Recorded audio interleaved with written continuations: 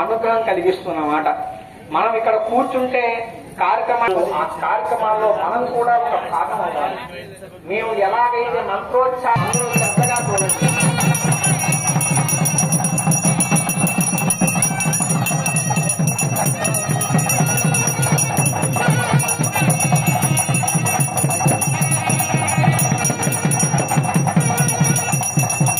ఇప్పుడే లోపల యాగశాలలో బహుశా చాలా మందికి తెలిసే ఉంటుంది.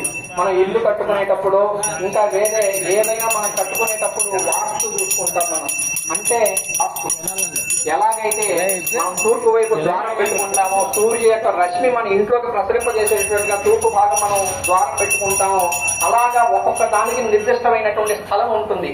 దానికి పేరే వాస్తు. అటువంటి వాస్తుకి ఒక అధిష్ఠితమైనటువంటి దేవత ఉంటాడు. వాస్తు కట్టుకుంటేనే మనం ఉండేటువంటి ఇల్లు కట్టుకుంటేనే ఎన్నో చూసి కట్టుకుంటాం. అలాగే ఆ యొక్క శక్తి స్వరూపమైనటువంటి గుడి కడుతున్నామంటే ఇంకెంత జాగ్రత్తగా కట్టుకోవాలి మనం. కాబట్టి ముందు గుడిలోకి అమ్మవారు ఆవాహన చేసే ముందు మనం ఈ యాగశాలలో కుంభంలోకి అమ్మవారిని ఆవాహన చేసుకుంటాం.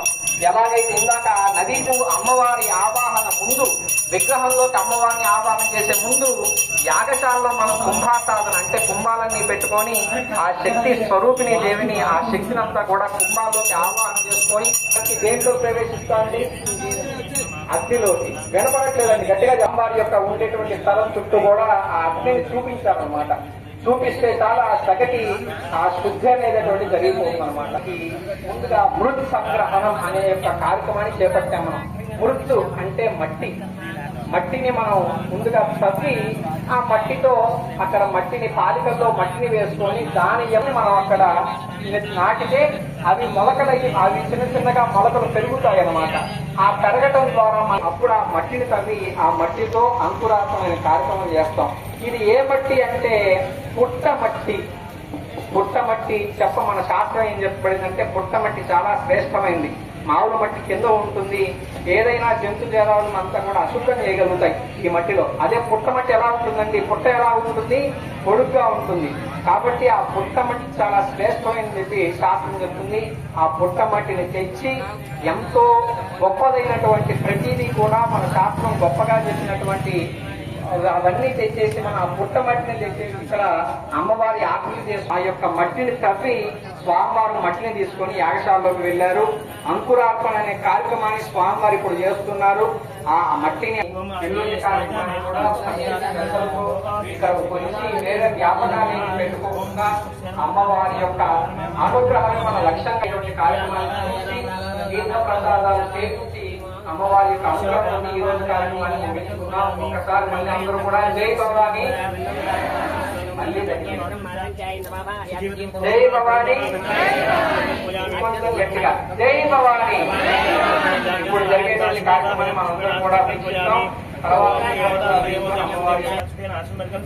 ఈ సంవత్సరం అయిపోతే మళ్ళీ సంవత్సరం మళ్ళీ వస్తాయి. ఈ సంవత్సరం భక్తి లేదు, మళ్ళీ సంవత్సరం చేసుకుందాం అనుకోవచ్చు. ప్రతిష్ట అలా కాదే.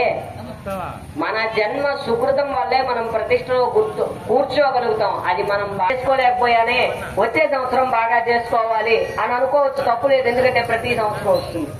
వరలక్ష్మి వ్రతం ఉంది ఈ సంవత్సరం. కేవలం మన జన్మ సుకృతం కలిగినప్పుడు మాత్రమే వస్తుంది. అమ్మవారు మనల్ని అందరినీ అనుగ్రహించడం కోసం మన గ్రామంలోకి మళ్ళా తిరిగి వస్తోంది. ఇంతకు ముందు ఉన్న అమ్మ మళ్ళీ తిరిగి ఇప్పుడు వస్తోందంటే మనం ఎంత ఆనందపడాలండి.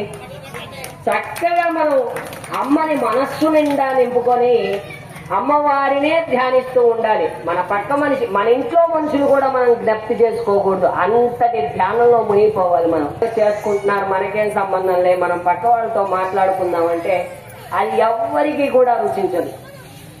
ఇందాకే చెప్పాను, లోపల జరిగేది ఏదైనప్పటికీ మన మనస్సులో పరిపూర్ణంగా భగవంతుడు నిండినప్పుడే ఈ ప్రతిష్టకి జపిస్తే అప్పుడు అమ్మవారి సాకారం కలుగుతుంది. అమ్మవారు అప్పుడు తృప్తి పొందుతుంది.